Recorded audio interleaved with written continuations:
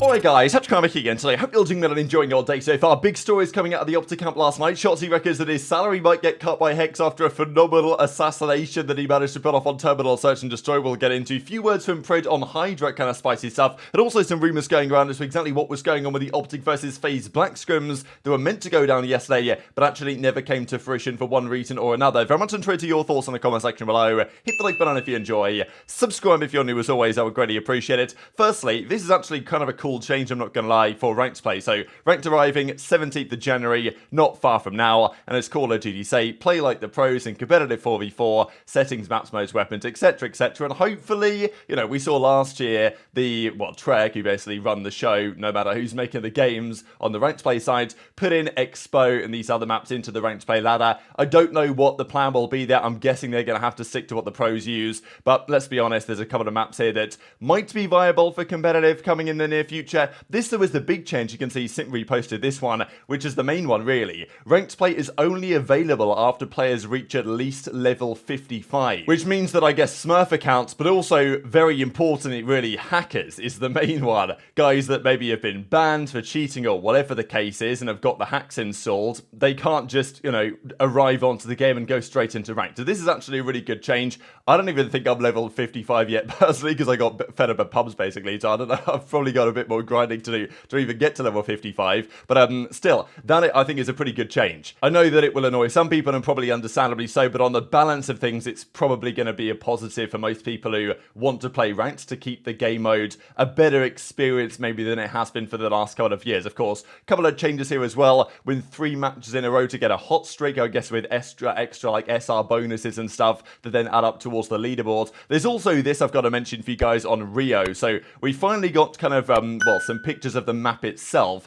that's coming very shortly indeed. Greece is in the game and seems maybe viable, but the pros have decided not to test it and therefore we don't know. This map is one of them that's, you know, I'm not gonna lie, I've looked at this enough, I've seen enough. Put it in the map pool, it's time for Invasion to go. Probably it's time for Terminal to go. Invasion is too big, really, but at least there is maybe multiple strategies the way you can play the map. Terminal, there is one strategy. You hold the security side spawns for the entire map and then you win. It's like, okay, well done everyone. But this is the map. I mean, if you look at the map kind of layout here on the right hand side, it reminds me of a map that Treyarch might have built, or there's some things that I think are reminiscent of a couple of the maps back in World War II that Cellium made. Here we can see on the left-hand side, we can see even Mercado written on here, but, you know, it's not Mercado Las Almas. That was a map set in Mexico. This is in Rio, of course, in Brazil, but there are some similarities, to be fair. Look at some of these images, especially this one bottom right. It definitely looks a little bit like Mercado Las Almas, but the layout is going to be decidedly different. But still, I look at this, I don't see too much crazy elevation. I don't see people firing from the rooftops. I see clean corners, I see clean angles, and hopefully this is one of the maps that Parasite was saying has been made by the developers with competitive in mind. It definitely looks like a more traditional 3-lane map where it could be viable. So yeah, I've said enough. Get it in the map pool as far as I'm concerned. But whether the pros will comply on that one is another question entirely. And it might not even be good. I don't know. But at least test it. You know what I mean? Like, can we not test the maps? That would be, especially when they complain about the map pool and then they refuse to test new ones. We'll see when Rio arrives if it's actually going to be any good or not. Maybe the challengers guys can test it as well. I've got to say, massive credit to the rotation and really everyone getting involved in actually putting on a Challengers product right now, because given the CDL have dropped the ball on it, it's up to these guys, the community, to put something together. And they're doing another Challengers Cup here, the Rotation College and Cup, so, you know, Saturday again, it's going to be kicking off. Really just awesome stuff for EU and NA. Especially because the CDL can't do it, so the community has to take matters into their own hands. So I thought that was really cool. And look, there will be a challenge event in Boston, but we have no idea what the CDL is going to do really between now and then. So few bits of drama going down last night. Actually, there was kind of a big one we'll talk about later today. But on the OpTic side, there was meant to be some OpTic Scrims versus the FaZe Black team. The team has been streaming everything over the last few days, and it's great to see. Arguably, they're the best challenger team.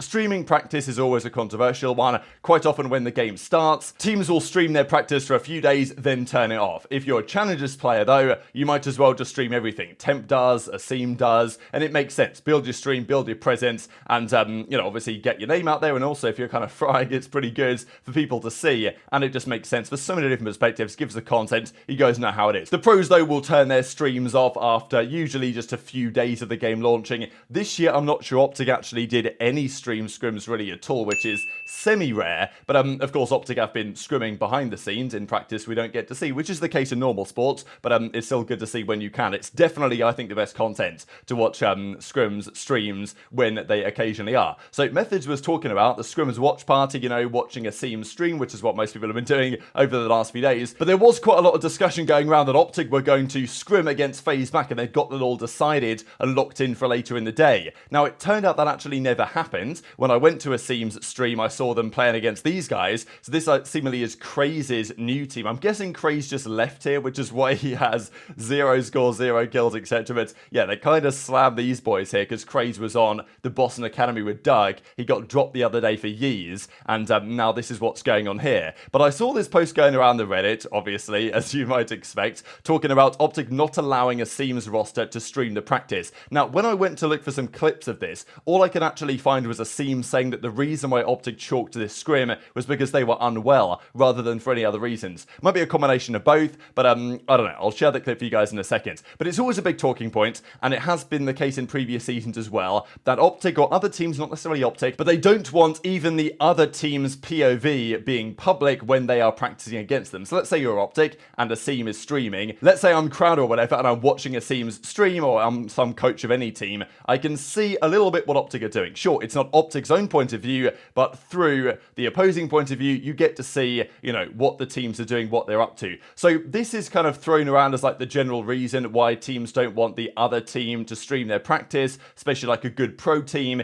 because it's going to reveal information, even no like that much information, but it's going to reveal some information. Now, I'm not really sure that applies to this case though, because at the end of the day, if you're OpTic and you're deciding to scrim against FaZe Black, that is the FaZe Black team, that is the sister team to the Atlanta FaZe. They are still going to like record their VOD. And look, if OpTic don't want to reveal anything to a great team like FaZe, scrimming FaZe Black connected to the FaZe team, when you might expect that a team might say, oh yeah, OpTic did this on the break-off, OpTic did that on the break-off to Mr. Crowder, might be the best idea, right? So if OpTic are really concerned, which I don't really think they are, about all their hardpoint breakoffs or their setups on certain hills getting spotted on stream, then you'd have thought the best solution would be just don't, you know, scrim the FaZe Black team in the first place that could give information away, possibly. More likely, the explanation is that it's just a lose-lose for OpTic. If they have their practice streamed at all, even from the other person's point of view, if OpTic win that scrim, great, that's what they're expected to do. But even then, people will say, well, this map was kind of close, this map was kind of close, they should be slamming a Seams team. If they lose maps, you know, and everything like this, then all of a sudden people are talking about it. And practice is not about winning the maps, it's about getting better. So, and this is the issue, that if you're streaming practice against a Seams roster, even from a Seams point of view, then in OpTic's head they're thinking, well, you know, we kind of need to win this map because otherwise we're going to get clowned on. And it just takes, it's another element of the thought process that you don't want to have. You want to focus on improving rather than having to focus a little bit on, well, you know, maybe I'll make this play to make sure we win the map rather than make this play which we need to improve on these rotations. Because let's say you're playing a scrim, you actually might want to practice the bad side of a rotation P3 to P4, and that might be what OpTic are trying to do on terminal or whatever on this particular scenario. But then they play the scrim, they lose it, and people clown on them, and therefore OpTic might think, okay, actually I will rotate to this hill early so we get the win. So, you know, that's just, it adds one extra element, and I imagine that's, well, generally the reason why OpTic for the last couple of years have preferred their opponents not to stream the practice. And then of course there's an argument to say, should they, you know, be able to do that? Should they be able to say to a team, hey, turn off the streams if you actually, you know, if you want to play us, then that's how it's going to be. And of course for FaZe Black or for any challenger team, really any team, they're like, okay, OpTic good practice, we're going to give it a go. So I'm not really sure there's massive story in this, but we always talk about it at some point every single year, so I thought now was the perfect time given it was going around last night. But a few other interesting clips as well. This from Pred. So BPL was going down and Pred and HyDra found themselves on opposing teams. Here we are on Skid Row hardpoint. Pred gets a fair few kills. Then he chases HyDra down the stairs here, and then HyDra hears him, turns around and gets the kill. Now, he actually goes kind of wild at HyDra on this one. Now, he doesn't accuse him of using sound equalization, and that's why, you know, this clip is, the caption is wrong. But at the same time, he did say, oh, clip that, he heard me type thing, which kind of implies is that Pred thinks that there might be something, you know, because why would he say clip this if he didn't think there was something dodgy going on? At the end of the day, this is nothing new. Pred's making a fair bit of noise, I'm pretty sure, because I don't think he has dead silence on. Runs down the stairs, HyDra hears him, turns around, gets the kill. I don't think there's necessarily sounding cue in that, but yeah, wanted to share this one, but also, of course, the funniest clip, I think, that I've seen, even maybe so far this year. This might be my favourite clip so far, because it's so perfect in every way. We've got, you know, Shotzzy making a funny comment at the start. The way that he clears the angles, his movement is so good to watch, that he spots Hecz laying down in the plane, knows exactly what he's about to do, and then, you know, just great content emerges. You ready to get picked up by a team? Hopefully, man. I wish it was me.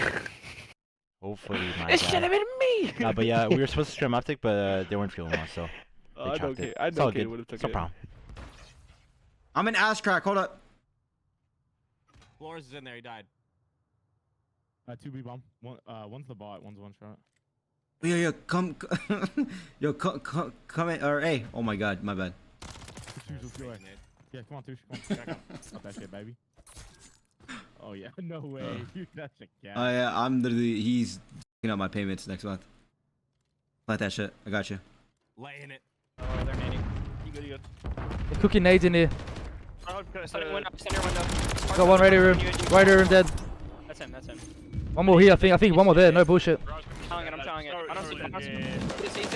Dead. Nice, good job, AJ. One went bottom mid, I'm behind him, bottom garage. He's sound whoring! Clip that, chat! Clip it! I'm holding top mid. Fuck, absolute top mid. That was good finesse, top mid, that was really good. Top mid, two of them. So a couple of cool clips there between Pred and HyDra, really. I mean, those guys just so talented. HyDra's in an interesting spot this season because in the SMG player ladder that Breaking Point did, I know we're going to update it as well over time as well, but, you know, HyDra's not been killing it so far. He still looks great in the series that they've won, but it's not been kind of, you know, next level compared to what he was doing at the end of last season, but I'm not expecting it to be quite yet. Pred's also been spectacular. So, yeah, both of those guys, massively looking forward to seeing how that progresses, but HyDra and Pred just two ridiculously talented players that play in a similar way. Clearly you can see, especially that second clip, the respect that Pred has for HyDra's ability. Like, he's not going to get killed like that and call HyDra an H Reaper like he did to Vivid, because he knows full well that, you know, HyDra can pull that type of stuff off in real matches as well. But this clip was comedy. Look, I don't think Hecz is actually going to be docking Shotzzy's salary, but just fantastic work, really, when he sneaks up here, kills Bows, knows that Hex's reaction time is probably not quite good enough to get away with it, hits him with the assassination, and I can't imagine that Hecz was too happy about that one. Just one final thing to close out with. I know there was talk about this here from Nameless on the scheduling of the season, because, look, I know a lot of you guys have been saying, as I've been saying, why isn't the CDL back already? Why is it tomorrow the CDL is back rather than last Friday? It should have been last Friday, but maybe that was just the dates they worked out with when Boston's Major 1 is. And, you know, this time of the year, there's always going to be some conflicts. Every Championship Sunday, there's going to be other Championship Sundays going on. But it seems like there's crossovers for Champ Sunday at Boston with the AFC and NFC Championship. So Nameless believes that's going to be, you know, costing people. Maybe at the same time, people are going to have two monitors up and they're going to be watching both. I don't know. But, you know, maybe we can look in advance and say the viewership might not be as good as it could be. But kind of every weekend there's going to be some conflict, but you could argue this is not the ideal weekend to do. But very much enjoyed your thoughts on all this stuff in the comment section below. As I say, the CDL does officially finally return tomorrow, and the storylines will resume. Hit the like button if you enjoyed, subscribe if you're new, take care, and I'll see you next time.